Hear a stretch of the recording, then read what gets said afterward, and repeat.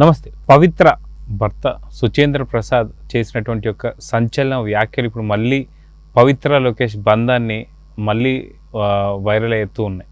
అయితే ఇప్పుడు న్యూస్ ఏంటి అంటే అసలుకి పవిత్ర లోకేష్ ఎవరైతే ఉన్నారో ఎందుకని ఇక్కడ నరేష్ని పెళ్లి చేసుకోవాల్సి వచ్చిందనే వాటికి ఒక కంప్లీట్ నిజాలు బయటపెట్టారు. అవేంటో ఇప్పుడు చూద్దాం. సార్ నమస్తే. నమస్తే అండి. సార్ మొత్తానికి పవిత్ర లోకేష్ సంబంధించి చాలా కాలం అయిపోయింది. కృష్ణ గారు చనిపోయే సందర్భంలో కావచ్చు, తర్వాత కొద్ది నెలలు మాత్రం ఈ యొక్క అంశం చాలా వరకు ప్రస్తావనలోకి వచ్చింది, బాగా న్యూస్ వైరల్ అయింది. తర్వాత కూడా మళ్ళీ పెళ్ళి అంటూ కూడా ఒక సినిమాలో ఆయన తీసినటువంటి దాంట్లో కూడా ఈ సినిమా కూడా వైరల్ అయింది. దాని తర్వాత మళ్ళీ ఇప్పుడు సుచేంద్ర ప్రసాద్ ఎవరైతే పవిత్ర లోకేష్ వల్ల మాజీ భర్త అయితే ఉన్నారో అసలుకి నరేష్ని పెళ్లి చేసుకోవడానికి గల కారణాలు ఇవే అంటూ తను పెట్టిన నిజాలు మాత్రం మళ్ళీ సంచలనం కింద మారాయి. సో ఇప్పుడు వీళ్ళ గురించి చెప్పాలంటే ఏం చెప్తారు? అంటే మాజీ భర్తలు ఎవరైనా నోరు మూసుకుంటే మంచిదండి. మాజీ భర్తలు మాజీలుగానే ఉండిపోతే బెటరు. ఇంకా అయిపోయిన తర్వాత సజావుగా వీళ్ళు కాపురం చేసుకుంటున్నప్పుడు మళ్ళీ వాళ్ళు చిచ్చు పెట్టడం ఎందుకు? వీళ్ళు కాపురంలో వాళ్ళు మౌనంగా ఉండొచ్చు కదా. ఇప్పుడు ఈ మధ్యన వార్తల్లో లేరు. నరేష్, పవిత్ర లోకేష్ మర్చిపోయారు జనాలు. వీళ్ళిద్దరికి మళ్ళీ పెళ్లి జరిగింది. ఆ మళ్ళీ పెళ్లి కూడా సినిమా చాలామంది చూసారో లేదు తెలియదు, కానీ అయిపోయింది, గతం కథ అనుకున్నారు, కామ్ అయిపోయారు. మళ్ళీ నేను కాక మొన్న వార్తలోకి ఎక్కడానికి, మళ్ళీ వీళ్ళ ఫ్యామిలీని రచ్చకెక్కించడానికి ఆ మధ్యనేమో రమ్య రఘుపతి వీళ్ళ ఫ్యామిలీ బజార్కి ఇచ్చింది. ఇప్పుడు మళ్ళీ ఈవిడ మాజీ భర్త, ఆయనకేమో మాజీ భార్య రమ్య రఘుపతి, ఇప్పుడు ఈవిడ మాజీ భర్త.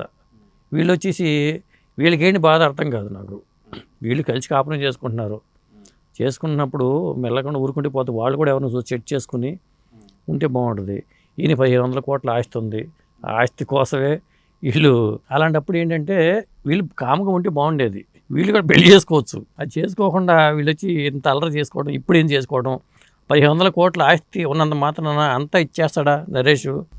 వాళ్ళ కొడుకులు ఉన్నారు. ఆ కొడుకు నవీన్ కూడా సినిమాలో హీరోగా చేశాడు, తర్వాత ప్రొడ్యూసర్గా మొన్న మంచి ప్రయత్నం చేశాడు. అతను సినిమా పని నిలదొక్కుంటున్నాడు. ఆయనకి 3 భార్యలు, 4వ భార్య. అది ఎవరై ఒప్పుకుంటే అందరికీ తెలుసు, లోకానికి తెలుసు. ఇది జగానికి అందరికీ తెలుసు ఇది. మరి ఇప్పుడు మళ్ళీ 1500 కోట్లు దానికోసమే చేసుకుంది. ఎవరో ఇవ్వరు కదా, అంత ఇవ్వరు కదా. ఇలా గతంలో ఒక నటుడి గురించి ఒక ప్రముఖ నిర్మాత ఇట్లాంటి విషయమే టాపిక్ వచ్చింది. ఒక ప్రముఖ నిర్మాతకి ఆయన అక్కినేని నాగేశ్వర గారితో బోర్డు సినిమాలు చేశారు.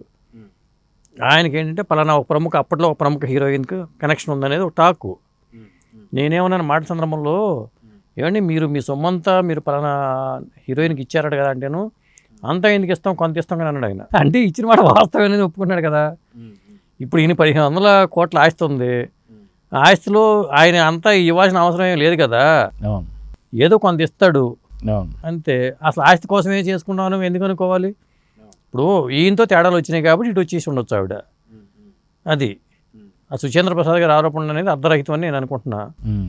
అయితే మొత్తానికి కోర్టుల దాకా వెళ్ళారు, అంతా జరిగింది, అయిపోయింది. వీళ్ళిద్దరు ఒక రకంగా ఉంటున్నారు, ఒక దగ్గర ఉంటున్నారు సంగతి తెలిసిందే. అయితే ఇలాంటి సందర్భంలో మళ్ళీ దీనిపైన ట్వీట్ కానీ రెస్పాన్స్ కానీ ఎవరన్నా సరే నరేష్ ఇస్తే ఈసారి ఏ రేంజ్లో ఇచ్చే అవకాశం ఉందంటారు? నరేష్ ఇవ్వచ్చు, ఇస్తే మరీ అందరికి ఎంటర్టైన్మెంట్గా ఉంటుంది. ఇప్పుడు ఆయన అంతా ఒక సినిమాలో చూపించేశాడు, చూడండి బాబు ఇదిగో ఇది అని చెప్పి ఆయన మళ్ళీ పెళ్లి రూపంలో మనకు ముందుకు తీసుకొచ్చారు. అది కృష్ణ గారు, విజయనమ్మ గారు కథలాగా అనిపిస్తూ ఉంటుంది, నరేష్ పవిత్ర లోకేష్లో కథలాగా అనిపిస్తూ ఉంటుంది మనకి. ఇలాంటి అంశాలన్నీ మేళవించి మళ్ళీ పెళ్లిగా రూపంలో తీసుకొచ్చారు. ఆయనకేమీ ఇదేమి వేషాలు లేవు, చెప్పేస్తాడు మా జీవితం ఇదే బాబు ఇది అని చెప్పేస్తాడు. ఆయన ఓపెన్గా లేదు. లేకపోతే ఒక ప్రెస్ మీట్ పెట్టి ఆయన కూడా చెప్పొచ్చు, నాకున్న 1500 కోట్ల ఆస్తిలో ఇవన్నీ ఆస్తి కోసమే చేసుకుంది అనుకోవటం ఎందుకని మేము భార్యని వెనకేసుకు రావచ్చు. మా ఇద్దరికి మాది పవిత్ర బంధం, మీరెవరు ఈ బంధాన్ని చెడగొట్టడానికి? సుచేంద్ర ప్రసాద్ అర్ధరహితమైన వ్యాఖ్యలు చేశాడు, నీకేంటి నొప్పి అని ఆయన ప్రెస్ మీట్ పెట్టినా పెట్టచ్చు, చెప్పలేము. అది కాకపోతే జనాలకి ఏంటంటే వినోదాత్మకంగా ఉంటుందండి. సోషల్ మీడియాలో కాస్త ఎంటర్టైన్మెంట్ కోరుకునే వాళ్ళకి అప్పుడప్పుడు అంటే మసాలా అందుతూ ఉంటే ఎంజాయ్ చేస్తూ ఉంటారు. అయితే పవిత్ర లోకేష్ సంబంధించిన వార్తలు మాత్రం తెగ వైరల్ అయ్యాయి, అప్పట్లో బాగా సంచలనాలను కూడా క్రియేట్ చేశాయి. అయితే ఎక్కడ ఎటువంటి సందర్భంలో పెళ్ళిళ్ళు కావచ్చు, ఇంకే సందర్భంలో వెళ్ళినా సరే ఇద్దరు కలిసే వెళ్ళేవాళ్ళు, కలిసే వచ్చేవాళ్ళు. ఇలాంటి సందర్భంలో మళ్ళీ వీళ్ళిద్దరు కలిసి మళ్ళీ ప్రెస్ మీట్ పెట్టే ఛాన్స్ ఉందంటారా? ఇద్దరు కలిసి ఎందుకు పెడతారండి? కలిసి పెట్టరు, పెడితే ఒకళ్ళే పెడతారు. కలిసి పెట్టాల్సిన అవసరం లేదు. ఆవిడ ఇంట్లోనే ఉండటం బెటరు. ఆ మధ్యన చనిపోయినప్పుడు హడావుడి చేసి వస్తేనే జనం రకరకాలుగా అనుకున్నారు. కాబట్టి ఆవిడ ఇంటికి పరిమితం అయిపోతే బెటరు. ఇప్పుడు మాంసం తిన్నాము కదా అని బొయ్యిలు మెళ్ళ వేసుకుని తిరిగితే ఎట్లా ఉంటుంది? అలా ఉండదు కదా. ఇప్పుడున్న మనకి ఏంటంటే సెలబ్రిటీల హోదాలో ఉండటం వల్ల ఆ పెళ్లి గురించి సుచేంద్ర ప్రసాద్ మాట్లాడినా మనం డిస్కస్ చేసినా జరుగుతుంది. వాళ్ళు సెలబ్రిటీ హోదాలో ఉండటం వల్ల జరుగుతుంది ఇదంతా. అదే కామన్ మ్యాన్ ఎవడన్నా చేసుకున్నాడు అనుకోండి, 4 పెళ్ళి 5 పెళ్ళిళ్ళు, ఎవరు మాట్లాడరు. అది సెలబ్రిటీలకు ఉన్న ఇదేంటంటే దాన్ని కొంతమంది ఇంకా మరీ అందరికి ఎంటర్టైన్ చేయడం కోసం కూడా మాట్లాడుకునే అవకాశాలు కూడా ఉంటాయి.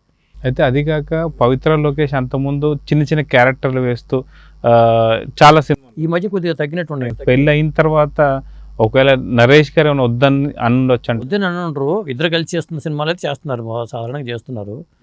వాళ్ళకి నిజంగా డబ్బుతో పని లేదండి. ఆయన అన్నట్టుగా సుచేంద్ర ప్రసాద్ అన్నట్టుగా ఈయనకి బోల్డ్ ఆస్తి ఉంది.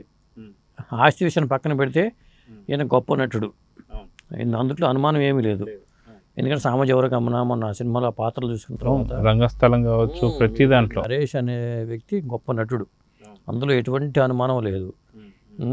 ఇక అది పర్సనల్ విషయాలు. ఇక పెళ్ళి అంటారా లేకపోతే పవిత్ర లోకేష్తో కాపురం అంటారా, అది పర్సనల్ విషయాలు. దాన్ని మనం దీంతో ముడిపెట్టాల్సిన అవసరం లేదు. డబ్బుల కోసమే వీళ్ళు నటిస్తారని కూడా లేదు. వాళ్ళు కళాతృష్ణ ఉంటుంది కాబట్టి ఆ కళాతృష్ణ కోసమే నటిస్తూ ఉన్నారు. సో మొత్తానికి ఈ యొక్క సుచేంద్ర ప్రసాద్ పెట్టినటువంటి ఒక ఈ ఎలిగేషన్ పైన మళ్ళీ రెస్పాన్స్ వస్తుందో లేదో మరి చూద్దాం సార్. నమస్తే.